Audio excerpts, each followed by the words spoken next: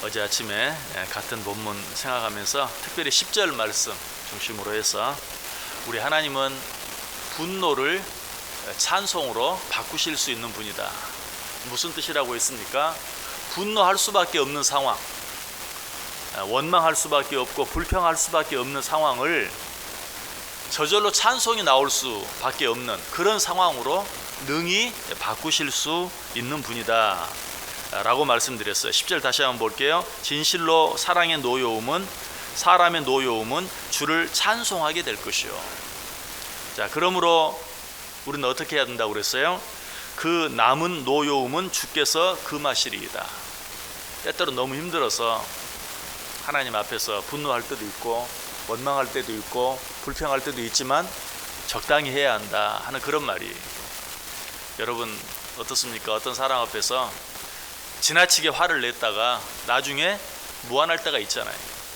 그런 것처럼 우리가 하나님 앞에도 너무 힘들면 연약하기 때문에 우리 하나님 그거 이해하세요. 너무 힘들면 원망할 수도 있고 불평할 수도 있어요. 분노할 수도 있어요. 그렇지만 하나님이 뭐라고 말했어요?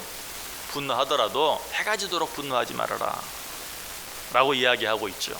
하나님 앞에서 하나님이 원하시면 능히 그처럼 힘들고 어려운 상황도 바꾸실 수 있다는 것 기억하고 적당히 해야 한다. 잘 참을 수 있어야 한다. 조절할 수 있어야 한다 하는 것 말씀드렸어요. 자, 근데 이것뿐만 아니라 분노를 찬송으로 바꾸실 수 있는 그 하나님 앞에서 우리가 취해야 될 또 한 가지 태도가 있어요. 11절 보세요. 너희는 여호와 너희 하나님께 서원하고 갚으라. 모든 분노를 찬송으로 바꾸실 수 있는 전능하신 하나님, 그 하나님께 서원한 것이 있느냐, 약속한 것이 있느냐, 갚아라 라고 이야기하고 있어요. 우리는 하나님 앞에서 많은 약속을 하죠. 서원을 하죠. 그러나 내 상황이 힘들고 어려우면 그 서원을, 그 약속을 이행하는 것을 미루거나 아니면 아예 이행하지 않는 그런 일들이 많이 있어요. 상황이 어렵기 때문에 그렇다라고 말할 수 있어요. 그러나 우리 하나님은 어떤 하나님이라고요? 어려운 상황을 찬송할 수밖에 없는 상황으로 바꾸실 수 있는 분이다. 그러므로 상황에 관계없이, 상황은 좀 어려워요, 힘들어요. 그럼에도 불구하고 하나님께 서원한 것이 있다면, 약속한 것이 있다면 갚아야 된다. 왜? 물론 하나님이 그런 상황을 바꿀 수 있는 그런 능력이 없다 할지라도 약속한 것은 지켜야죠. 인간적인 관계 속에서도 마찬가지죠. 그런데 더더욱 내가 믿는 하나님, 그 하나님은 지금 내게 주어진 그런 모든 상황을, 혹시 그 상황이 분노할 수밖에 없는 상황이라도 찬송할 수 있는 그런 상황으로 바꾸실 수 있는 분이라면 더더욱 좀 상황이 어려워도 하나님과 약속한 것이 있다면, 하나님께 서원한 것이 있다면 능히 지킬 수 있어야 한다. 여러분, 약속을 하고 안 하고는 우리가 선택할 수 있어요. 그러나 약속한 것을 지키는 것은 선택의 문제가 아니, 약속했기 때문에 마땅히 지킬 수 있어야 합니다. 우리는 하나님께 많은 약속을 합니다. 특별히 우리가 어려운 일 가운데 있을 때 더 많은 약속을 하고 때로는 서원을 하기도 합니다. 그러나 정작 그 문제가 해결되고 그 어려운 가운데서 벗어나게 되면 내가 언제 그런 약속을 했는가, 내가 언제 그런 소원을 했는가 잊어버리고 잘 이행하지 않을 때가 많아요. 자, 성경은 이런 우리들을 향해서 뭐라고 말합니까? 시편 15편 4절에 그의 마음에 서원한 것은 해로울지라도 변하지 아니하며. 내가 하나님 앞에서 서원한 것이 있다면 그 서원을 이행하는 것이 내게 손해가 돼요. 어쩔 때는 내가 왜 그런 소원을 했던가, 내가 왜 그런 약속을 했던가, 어쩔 때는 내가 잘못 판단해서 했을 수도 있어요. 그럼에도 불구하고 그 소원은 이행하라. 특별히 하나님 앞에서는 그래요. 왜? 내가 혹 잘못 판단했다 할지라도 하나님 앞에 약속한 것을 하나님과 한 약속이니 이행하겠다라고 이행하면 분노를 찬송으로 능히 바꾸실 수 있는 그 하나님, 그 하나님이 내 잘못된 판단까지도 선한 판단으로 능히 바꾸실 수 있는 분이시다 하는 것을 우리에게 말씀해 주고 있는 것이, 그의 마음에 소원한 것은 해로울지라도 변하지 말라라고 말하고 있어요. 여러분, 이 말씀은 다윗이 한 말인데 다윗이 언제 한 말인지 혹시 기억하십니까? 다윗이 누가 주의 장막에 거하겠는가? 누가 주의 성산에 거하겠는가? 주의 장막에 거할 자 누구며 주의 성산에 거할 자 누구인가? 라고 말하면서 10가지 자격을 이야기. 그 10가지 자격 가운데 8번째 자격으로 그의 마음에 소원한 것은 해로울지라도 변치 않는 자. 이런 자가 주의 성산에 거하게 되고 주의 장막에 거하게 된다라고 말하고 있어요. 무슨 말입니까?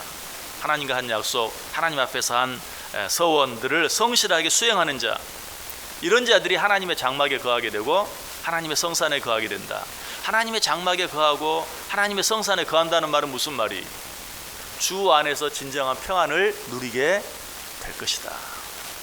하나님과 한 약속을 지키기 위해서 애쓰는 자, 아니 그 약속을 이행하는 자, 이런 자들이 주의 장막 안에서, 주의 성산 안에서 주님과 함께 주님이 주시는, 주님만이 주실 수 있는 그런 진정한 평안을 누리며 살아가게 된다라는 것이. 그러므로 우리는 하나님께 한 소원들, 즉 하나님과 한 약속들은 신실하게 지킬 수 있어야 해요. 신명기 23장 23절에 보면 내 입으로 말한 것은 그대로 실행하도록 유의하라 라고 말하고 있어요. 뿐만 아니라 이 약속들을 지킬 때는 미루지 말고 가능한 한 신속하게. 이 말은 무슨 말이냐면 우선적으로, 자, 우리가 하나님과 한 약속들은 지키려고 애씁니다. 그리고 설령 지금 지키지 못하더라도 내가 언젠가는 지키겠다고 마음속에 다짐합니다. 그러나 성경은 말해요. 하나님께 한 약속이 있다면, 소원이 있다면 우선적으로 시행하라. 미루지 말고 신속하게. 신명기 23장 21절에 말해요. 내 하나님 여호와께 소원하거든 갚기를 더디하지 말라. 내 하나님 여호와께서 반드시 그것을 내게 요구하시리니 더디면 그것이 내게 죄가 될 것이다 라고 말하고 있어요. 여러 가지 많은 약속들이 있지만 하나님과 한 약속을 우선적으로 이행하라. 또 하나님과 한 약속을 지킬 때는 흠없이 정확하게 지키라 라고 말씀하고 있어요. 레위기 22장 21절에 만일 누구든지 소원한 것을 갚으려 하든지 자의로 예물을 드리려 하여 소나 양으로 화목제물을 여호와께 드리는 자는 기쁘게 받으심이 되도록 아무 흠이 없는 온전한 것으로 할지니. 이 말씀에 대해서는 여러 번 말씀을 드렸어요. 우리가 하나님 앞에 예전에 하나님께 소원한 것, 약속한 것, 하나님 앞에 어떤 예물을 드리기로 작정한 것, 이런 것들이 있을 때 예전에는 어때요? 소나 양으로 많이 드렸죠. 자, 그런데 내가 하나님 앞에 소 10마리를 드리겠습니다 라고 약속해서 그 약속을 이행합니다. 내가 하나님 앞에 10마리 드린다고 했기 때문에 어떤 것이든지 10마리만 드리면 되겠죠. 그러나 하나님께서 이제 그거에 대해서 이야기하고 있어요. 10마리를 드릴 때 그냥 무조건 뭐 어떤 소든지 어떤 양이든지 단순히 10마리가 아니라 흠 없는 것으로 드리라. 가장 좋은 것으로 드리라. 10마리 드리겠다고 했으니 10마리 드리는 것, 그것이 옳은 것이 아니다. 우리는 단순히 그렇게 생각해요. 그러나 하나님께 우리가 한 마리를 드리든 두 마리를 드리든 10마리를 드리든 하나님께 드린다는 것은 가장 좋은 것으로 드린다는 의미가 그 속에 있다. 그것이 하나님과 한 약속을 지키는 것이다 라는 것을 우리에게 이야기해 주고 있어요. 이것은 하나님께 소원하고 약속한 것을 갚는 우리의 태도를 말하죠. 늘 말씀드리듯이 하나님은 무엇이 부족해서 우리에게 무엇을 달라 하시는 분이 아니에요. 하나님을 사랑하는 마음, 하나님을 경외하는 마음, 하나님을 믿는 마음, 그 마음을 우리가 표현하는 것이. 그러면 하나님의 약속을 이행할 때는 흠 없는 것으로 이행하라 라고 우리에게 말씀하고 있어요. 자, 그런데 하나님께 한 소원을 갚으라, 하나님과 한 약속을 갚으라 라는 말 속에는 보다 중요한 의미도 있어요. 우리는 하나님께 소원을 갚는다, 약속을 갚는다 하면 하나님께 한 소원, 하나님과 한 약속만을 생각할 때가 있어요. 그러나 그 속에는 내 이웃과 한 약속, 아니 나 자신과 한 약속도 포함이 돼요. 여러분, 하나님을 믿는 우리가 내 이웃과 무슨 약속을 하면 그것은 누구 앞에서 하는 것입니까? 하나님 앞에서 하는 것입니다. 내가 내 속으로 아무에게 말 한마디 하지 않았어요. 그러나 내 속으로 다짐했다면, 결심했다면, 결단했다면 누구 앞에서 하는 것입니까? 하나님 앞에서 하는 것입니다. 이 세상 그 누구도 내 혼자 약속한 것을 몰라요. 그러나 누구는 아세요? 하나님은 아세요. 마치 결혼하는 신랑 신부가 서약하는 것, 여러분 그것은 단순히 두 부부 사이에만 하는 것이 아니라 또 그 결혼식에 참여한 이웃, 친지, 친구, 하객들 앞에서만 하는 것이 아니라 하나님을 믿는 사람이면 누구 앞에서 하는 거예요? 하나님 앞에서 하는 것입니다. 마찬가지 내가 나의 자신과 한 약속이나 내가 내 이웃과 한 어떤 약속도 믿음을 가진 우리는, 하나님을 믿는 우리는 하나님 앞에서 한 것이, 그러므로 그 모든 약속까지도 우리는 성실하게 이행할 수 있어야 한다. 그렇게 할 때 그런 자가 주의 장막에 거하게 되고 그런 자가 주의 성산에 거하게 된다라고 말씀하고 있어요. 여러분 한 해의 지금 이제 또 마지막입니다. 며칠 남지 않았습니다. 혹시 올 한 해 시작하면서 하나님 앞에 약속한 것이 있습니까? 하나님께 소원한 것이 있습니까? 이웃들과 약속한 것이 있습니까? 아니 여러분 마음속에 혼자 다짐하고 결단한 것이 있습니까? 올 한 해 얼마만큼 그런 것들을 이행하고 시행하고 지나왔습니까? 이 시간 다시 한번 점검해 볼 필요가 있어요. 너희가 하나님께 약속한 것이 있느냐? 하나님께 소원한 것이 있느냐? 갚으라. 갚기를 더디하지 말라. 신속하게 갚으라. 갚되 흠없이 정확하게 갚으라 라고 우리에게 말하고 있어요. 한 번 더 말씀드리는 것은 하나님과 한 것뿐만 아니라 하나님께서 내게 붙여준 모든 사람들과 한 약속들도 내가 혹 약속만 하고 이행하지 못한 것이 있다면 하나님 앞에서 한 약속인 줄 알고 신실하게 지키기 위해서 애써야 돼요. 그런 자들이 주의 장막에 거하게 된다. 그런 자들이 주의 성산에 거하게 된다.